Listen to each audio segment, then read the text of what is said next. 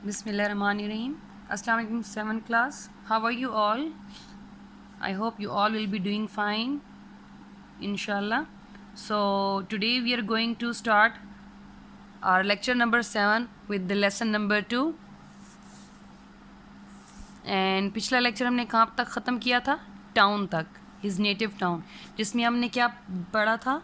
जिसमें हमने ये पढ़ा था कि जब विलियम शेक्सपियर ने दूसरे ऑथर्स के लिए प्लेज़ यानी कि ड्रामा लिखना शुरू किया, तो उसके बाद उन्होंने आखिर में क्या किया? अपने लिए लिखना शुरू कर दिया, और उसके बाद वो ड्रामा बहुत ही ज़्यादा मशहूर हो गए और वो करीबन आज तक हर एक मुल्क में जाने जाते हैं और उन पर एक्ट भी किया जाता है, अदाकारी भी की जाती है, उनको पढ़ा भी जाता है, उनको दूसरी ज़ुबानों में ट्रांसलेट भी किया जाता है।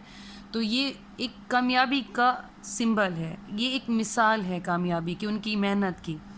तो ग्लोब थिएटर में काम करने से विलियम शेक्सपियर की किस्मत चमक उठी और वो आखिरकार मालिक बन गए। इतने अमीर हो गए कि उन्होंने थिएटर ख़रीद लिए लंदन में, और उसके अलावा उन्होंने नई जगह भी ख़रीद ली और दूसरे घर भी स्ट्रैटफोर्ड में ख़रीदना शुरू कर दिए।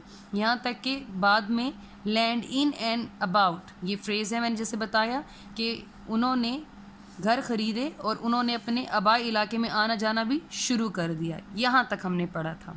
आज हम लेक्चर आगे स्टार्ट करने वाले हैं और मैंने इसमें वर्ड्स भी हाईलाइट किए हुए हैं आपके लिए। सो आपने क्या करना है? पेंसिल्स के साथ मीनिंग लिखनी है, एंड काइंडली अपनी बुक्स के ऊपर पेन के साथ प्लीज़ मत लिखा करें।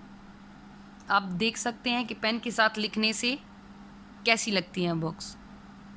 सो डिसिप्लिन के अकॉर्डिंगली ये ठीक नहीं है ना, तो आपने पेंसिल यूज़ करनी है। So let's start. So Shakespeare came back to Warwickshire and took his old father and mother to live with him and his family. तो शेक्सपियर वापस वार्विकशायर वापस आए और अपने बूढ़े माँ बाप को साथ लिया रहने के लिए, और अपनी फैमिली को भी, जिनको वो छोड़ चुके थे, अपनी बीवी बच्चों को, तो उनके साथ रहने लगे। No doubt he lived the life of a contented किसे कहते हैं? मुतमईन को। द वर्ड इज़ कंटेंटेड, मुतमईन। इसमें कोई शक की बात नहीं कि उन्होंने अपनी ज़िंदगी मुतमईन होकर गुजारी। Well to do English gentleman, एक खुशहाल अंग्रेज़ शरीफ आदमियों की तरह उन्होंने अपनी ज़िंदगी गुजारी। Now and again sending a play up to London to be acted, और दोबारा उन्होंने ड्रामा लिखकर लंदन में भेजा ताकि उस पर अदाकारी की जा सके। And known always amongst his friends as a gentle, kind, cheerful, honest man, और वो हमेशा अपने दोस्तों के दरमियान शरीफ, रहमदिल या मेहरबान, चीयरफुल, खुशहाल और ईमानदार आदमी के तौर पर जाने जाते थे। Next paragraph. Shakespeare died when he was 53 years old. Shakespeare की वफ़ात तब हुई जब वो 53 साल के थे।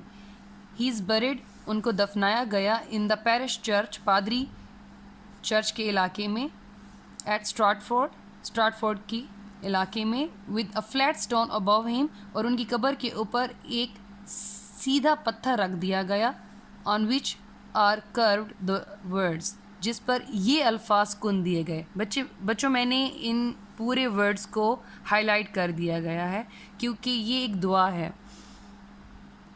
और प्रे है जिसे हम कहते हैं।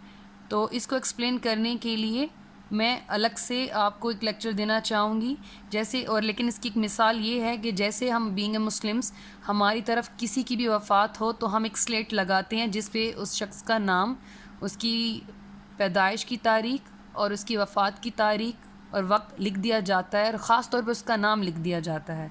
तो यहाँ पे उन्होंने क्या किया कि उन्होंने एक सीधा पत्थर रख दिया जिस पर उन्होंने ये अल्फाज कुन दिए गए थे उनकी कब्र के ऊपर, और ये अल्फाज क्या थे जिनको मैं ट्रांसलेट करने वाली हूँ। Good friend, for Jesus sake forbear to dig the dust enclosed here, blessed be he that spare these stones and cursed be he that moves my bones. अब ये भी जो वर्ड्स थे ये थोड़े से शायरी के तौर पे लिखे गए हैं, जबकि ये है दुआ, लेकिन ये शायराना अंदाज में कही गई है, जिसको मैं नेक्स्ट क्लिप में और नेक्स्ट लेक्चर में آپ کو ایکسپلین کرنے والی ہوں تاکہ ہمارا لیکچر آلموسٹ اینڈ ہونے والا ہے.